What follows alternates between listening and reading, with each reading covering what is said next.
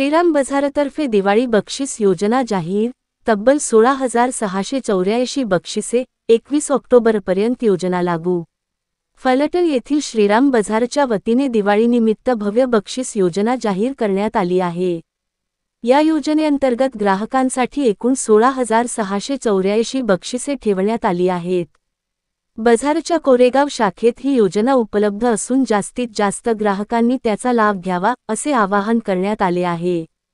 ही योजना दिनांक 2 ऑक्टोबर ते दिनांक 21 ऑक्टोबर 2025 या कालावधीत केलेल्या खरेदीवर लागू राहील।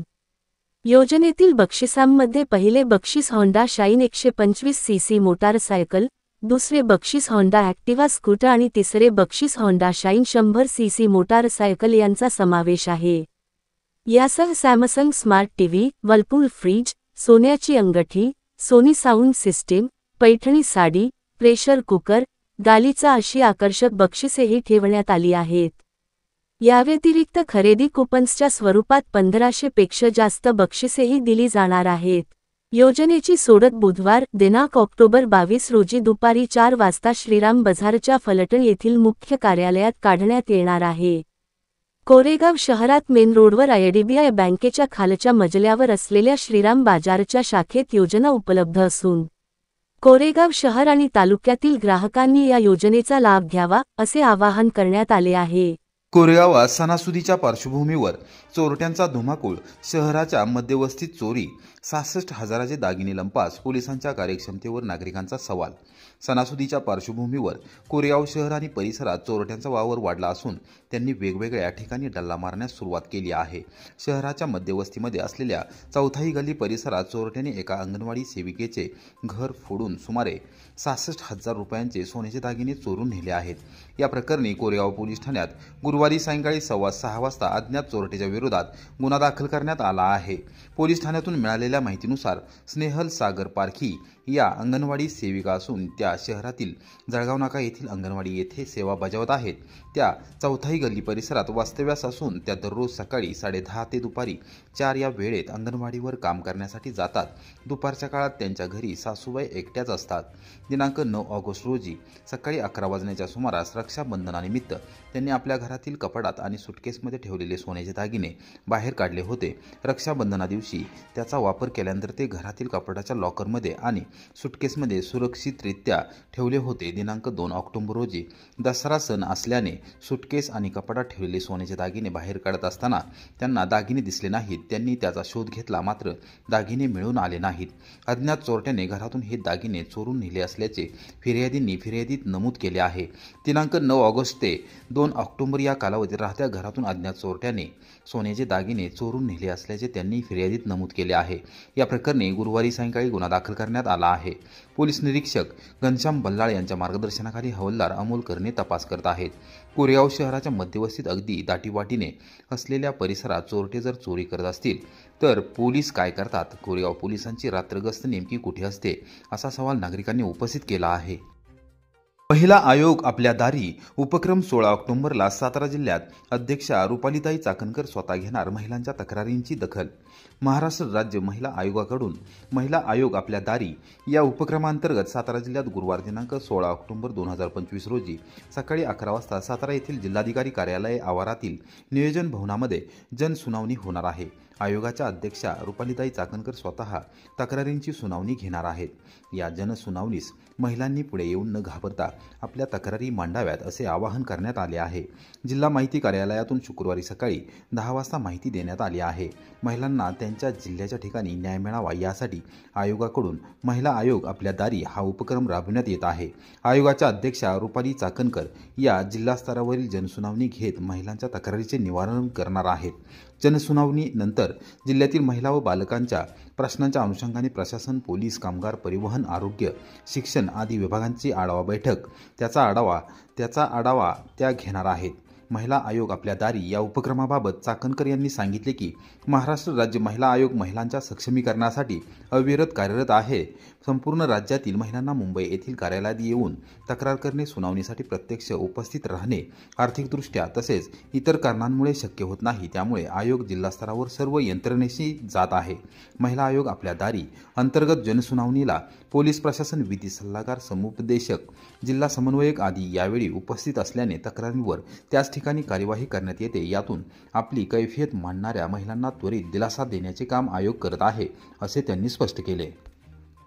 लोणंदमध्ये राष्ट्रीय महामार्ग विकास प्राधिकरणाच्या विरोधात शेतकऱ्यांचा संताप, थेट काम बंद पाडले। शिरवळ ते लोणंद दरम्यान सुरू असलेले राष्ट्रीय महामार्ग विकास प्राधिकरणाचे चौपदरीकरणाचे काम शुक्रवारी दुपारी 2 वाजण्याच्या सुमारास प्रकल्पग्रस्त शेतकऱ्यांनी बंद पाडले। जमिनीचा योग्य मोबदला आणि भूसंपादनाबाबत प्रशासनाकडून अद्याप स्पष्ट माहिती न मिळाल्याने संतप्त शेतकऱ्यांनी काम बंद पाडत प्रशासनाचे लक्ष वेधले। महामार्गाचे काम युद्धपातळीवर सुरू असले तरी लोणंद परिसरातील अनेक शेतकऱ्यांच्या जमिनी या प्रकल्पात जाणार आहेत। मात्र किती क्षेत्र संपादित होणार आणि त्यासाठी किती मोबदला मिळणार याबाबत कोणतेही अधिकृत स्पष्टीकरण देण्यात आले नसल्याचा आरोप शेतकऱ्यांनी केला आहे।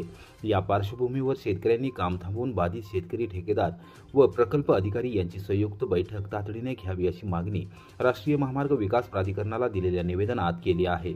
शेतकऱ्यांच्या आंदोलनामुळे महामार्गाचे काम बंद राहिले, मोबदल्याचा ठोस निर्णय होईपर्यंत काम करण्यास परवानगी दिली जाणार नाही, असा इशारा शेतकऱ्यांनी दिला। यावेळी हर्षवर्धन शेळके पाटील, मोहन शेळके, सुरेश शेळके, पोपट शेळके, प्रज्योत भिसे, योगेश शेळके, वसंत शेळके, ज्ञानेश्वर क्षीरसागर, किसन भिसे, फिरोज कच्ची, सागर भिसे, राजेंद्र शेळके, विजय शेळके, मस्कू शेळके, कांतीलाल शेळके, दादा करे, कांतीलाल सुपेकर आदींसह प्रकल्पग्रस्त शेतकरी यावेळी उपस्थित होते। कराड तालुक्यातील आबईची वाडी येथील जवान सोमनाथ सुर्वे यांच्या पार्थिवावर हजारोंच्या उपस्थितीमध्ये अंत्यसंस्कार। आबईची वाडी तालुका येथील शहीद जवान हवालदार सोमनाथ शामराव सुर्वे यांना चंदीगड येथे देशसेवेत कार्यरत असताना वीरमरण आले। शुक्रवारी सकाळी 11:30 वाजता शासकीय इतमामात अंत्यसंस्कार करण्यात आले। पालकमंत्री शंभूराज देसाई यांनी पुष्पचक्र अर्पण करून अभिवादन केले। पार्थिव गावात आल्यानंतर ग्रामस्थांनी, युवकांनी अंत्ययात्रा काढली आणि श्रद्धांजली वाहिली। कराड तालुक्यातील या सुपुत्राने देशसेवेत आपले प्राण अर्पण केले, हा संपूर्ण सातारा जिल्ह्याचा आणि राज्याचा अभिमान आहे, अशी श्रद्धांजली मंत्री देसाई यांनी वाहिली। देशसेवेसाठी आपले जीवन अर्पण करणाऱ्या या शूरवीर जवानाच्या कुटुंबियांच्या दुःखात मी मनापासून सहभागी असून शासन स्तरावरून आवश्यक ती सर्व मदत आणि सन्मान मिळवून देण्यासाठी प्रयत्न करणार असल्याचे त्यांनी सांगितले। कोरेगाव तालुक्यात एका गावात 2 कुटुंबियांमध्ये मारामारीचा प्रकार, अॅट्रॉसिटीसह पोस्कोचे 2 गुन्हे कोरेगाव पोलीस ठाण्यात दाखल। कोरेगाव तालुक्यातील एका गावामध्ये 2 कुटुंबियांमध्ये झालेल्या शाब्दिक चकमक, शिवीगाळ, दमदाटी व मारहाण प्रकरणात अॅट्रॉसिटी व पोस्कोचे परस्पर विरोधी गुन्हे दाखल करण्यात आले आहेत। या घटनेमुळे तालुक्यात खळबळ उडाली आहे। कोरेगाव पोलीस ठाण्यात गुरुवारी मध्यरात्री 2:15 वाजता एक गुन्हा दाखल करण्यात आला, तर मध्यरात्री पहाटे 3:45 वाजता दुसरा गुन्हा दाखल करण्यात आला आहे।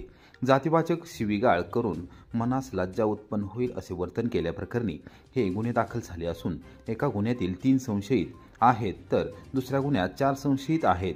या प्रकरणी एका गुन्ह्याचा तपास उपविभागीय पोलीस अधिकारी राजश्री तेरणी या करत आहेत, तर दुसऱ्या गुन्ह्याचा तपास परिवीक्षाधीन पोलीस उपनिरीक्षक अतुल जगदाळे करत आहेत। श्रीराम बाजारतर्फे दिवाळी बक्षीस योजना जाहीर। तब्बल 16,684 बक्षिसे 21 ऑक्टोबरपर्यंत योजना लागू। फलटण येथील श्रीराम बाजारच्या वतीने दिवाळीनिमित्त भव्य बक्षीस योजना जाहीर करण्यात आली आहे। या योजनेअंतर्गत ग्राहकांसाठी एकूण 16,684 बक्षिसे ठेवण्यात आली आहेत। बाजारच्या कोरेगाव शाखेत ही योजना उपलब्ध असून जास्तीत जास्त ग्राहकांनी त्याचा लाभ घ्यावा असे आवाहन करण्यात आले आहे। ही योजना दिनांक 2 ऑक्टोबर ते दिनांक 21 ऑक्टोबर 2025 या कालावधीत केलेल्या खरेदीवर लागू राहील। योजनेतील बक्षिसांमध्ये पहिले बक्षीस होंडा शाईन 125 सीसी मोटारसायकल, दुसरे बक्षीस होंडा ॲक्टिवा स्कूटर आणि तिसरे बक्षीस होंडा शाईन 100 सीसी मोटारसायकल यांचा समावेश आहे। यासह Samsung smart TV, Whirlpool fridge, सोन्याची अंगठी, Sony sound system, Paithani sari, pressure cooker, गालिचा अशी आकर्षक बक्षिसेही ठेवण्यात आली आहेत। याव्यतिरिक्त खरेदी कुपन्सच्या स्वरूपात 1500 पेक्षा जास्त बक्षिसेही दिली जाणार आहेत. योजनेची सोडत बुधवार दिनांक ऑक्टोबर 22 रोजी दुपारी 4 वाजता श्रीराम बझारच्या फलटण येथील मुख्य कार्यालयात काढण्यात येणार आहे. कोरेगाव शहरात मेन रोडवर आयडीबीआय बँकेच्या खालच्या मजल्यावर असलेल्या श्रीराम बाजारच्या शाखेत योजना उपलब्ध असून कोरेगाव शहर आणि तालुक्यातील ग्राहकांनी या योजनेचा लाभ घ्यावा असे आवाहन करण्यात आले आहे.